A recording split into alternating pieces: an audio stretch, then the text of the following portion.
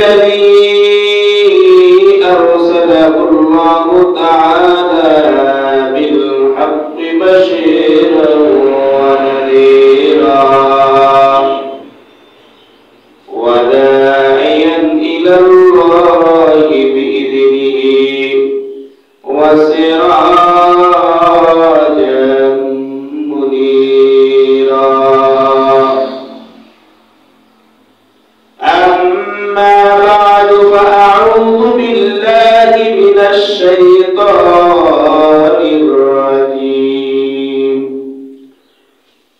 بسم الله الرحمن الرحيم.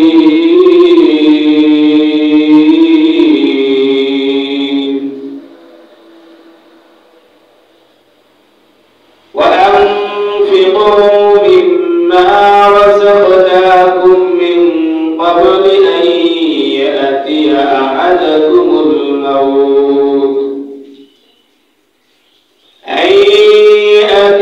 أحدكم الموت فيقول رب لولا أخرتني إلى أجل قريب فأصدق وأكن من الصالحين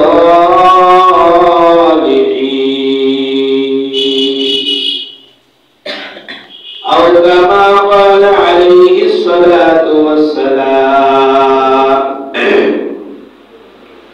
فقال تعالى إنما أموالكم وأولادكم فتنة والله عنده أجر عظيم.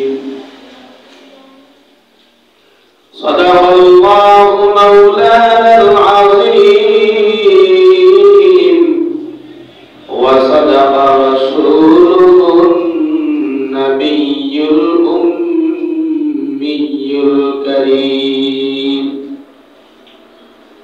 ونحن على ذلك لمن الشاهدين والشاكرين والذاكرين والحمد لله رب العالمين. সকলে আপনাদের রহমত করে মহব্বতের সাথে দুরূদ ইব্রাহিম পাঠ করি। আল্লাহ পাকের রহমত তার গুণ বেড়ে যাবে। اللهم صل على محمد وعلى آل محمد كما صليت على إبراهيم وعلى آل إبراهيم إنك حميد مجيد. اللهم بارك على محمد وعلى آل محمد كما باركت على إبراهيم وعلى آل إبراهيم إنك حميد مجيد. بلغ العلا بكماله كشف الدجى بجماله حسنت جميع خصاله صلوا عليه وآله لا إله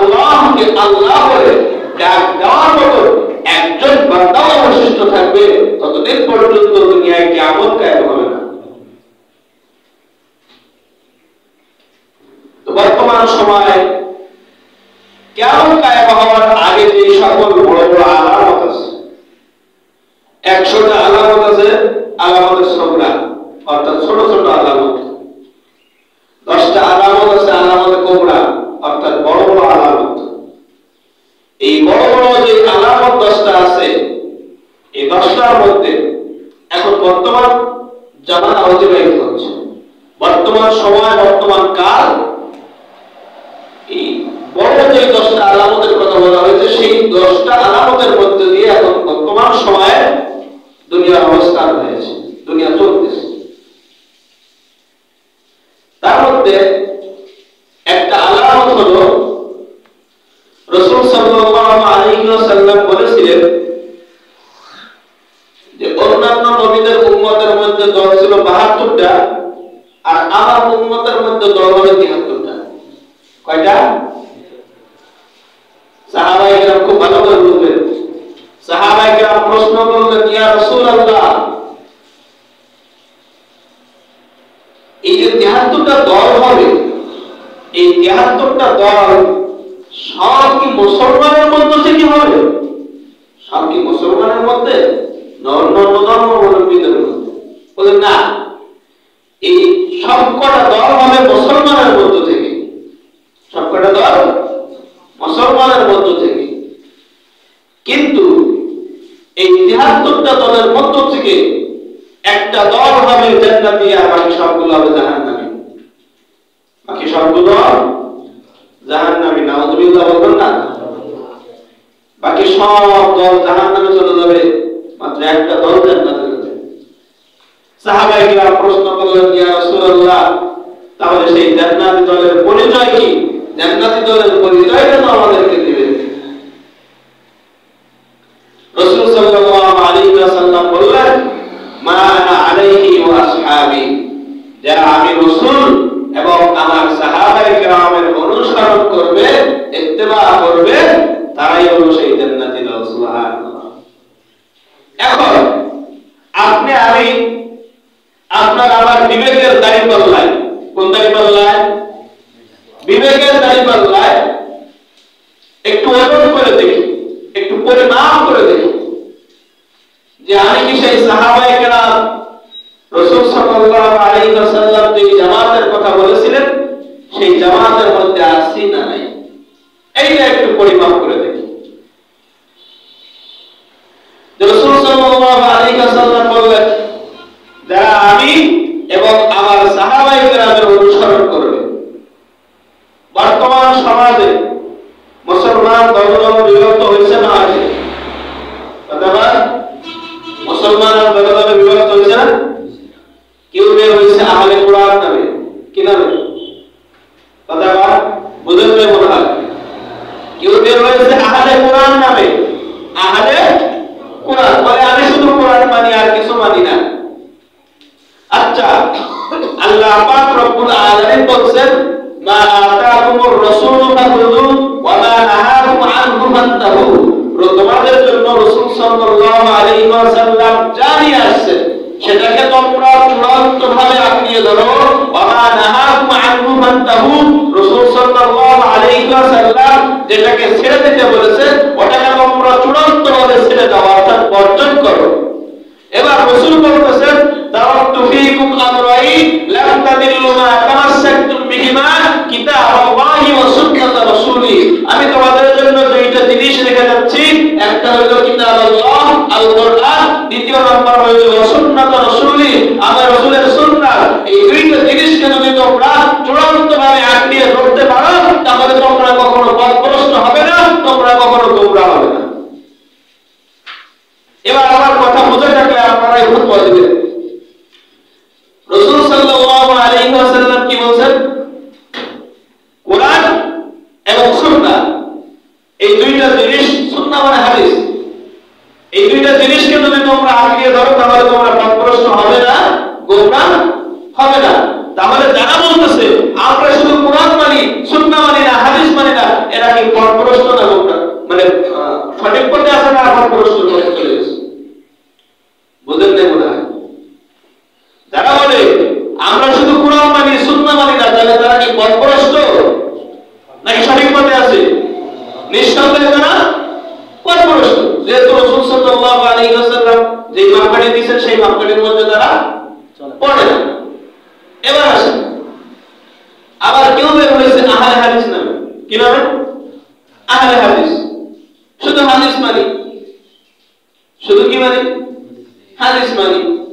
হাদিস মানতে গিয়ে আর সুন্নাত নামাজ, নফল নামাজ, বিভিন্ন নামাজকে তারা অস্বীকার করে ফেলছে।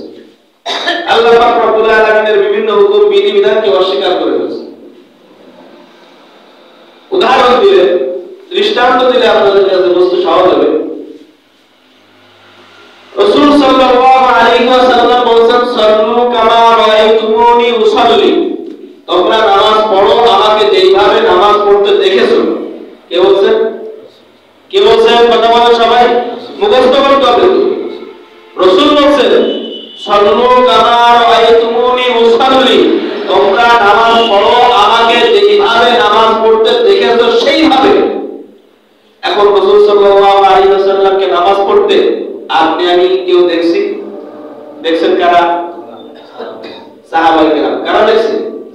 সাহাবায়ে কেরাম। এখন যদি আমি সাহাবায়ে কেরামদেরকে না মানি, সাহাবায়ে কেরামদেরকে যদি আমি না মানি, তাহলে কি আমার নামাজ রাসূলের নামাজের সাথে মিলবে? কথা বল না।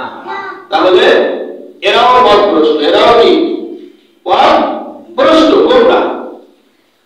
এরপরে এরকম ভাবে ধাপে ধাপে আবার একদল হয়ে গেছে হিজবুত তাওহীদ। কি না? হিজবুত তাওহীদ। আপনাদেরকে বাতিল চেনাচ্ছি, হিজবুত তাওহীদ নামে একদল বের হয়েছে। এই হিজবুত তাওহীদের ইমাম, নেতা, ওরা বলে ইমামুজ জামান। ওদের ভাষায় ইমামুজ জামান মানে হলো এই জামানার ইমাম। এর নাম হলো সেলিম।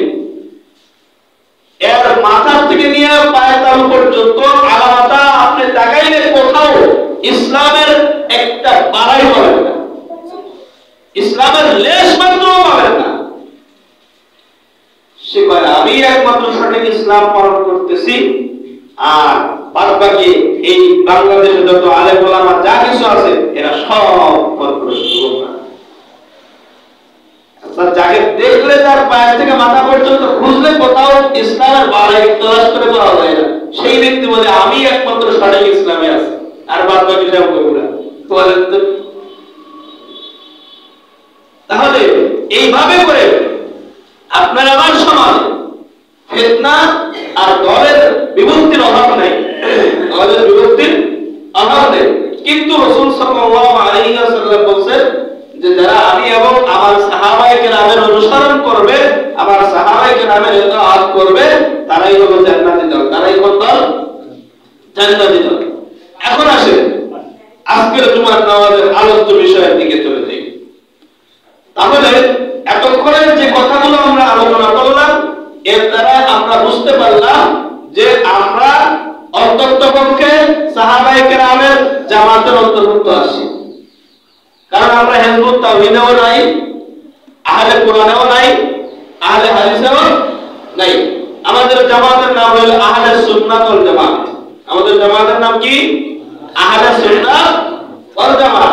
যে জামাতের মধ্যে রাসূল সাল্লাল্লাহু আলাইহি ওয়াসাল্লাম এবং তার সাহাবায়ে কেরামের আনুগত্য আছে।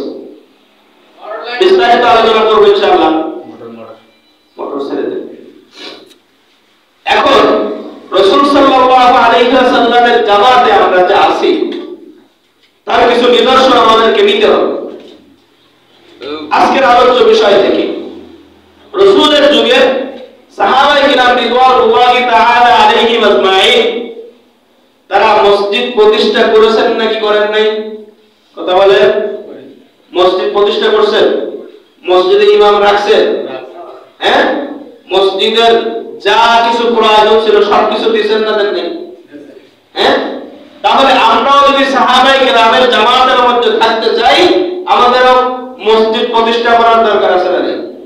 মসজিদ আবাদ রাখার জন্য, মসজিদে ইমাম রাখার জন্য, মসজিদ ঠিক রাখার জন্য যা কিছু করণীয়, যা কিছু বর্জনীয়, সেগুলো আমাদেরকে করতে হবে কি হবে না? সাহাবায়ে কেরামের নমুনায়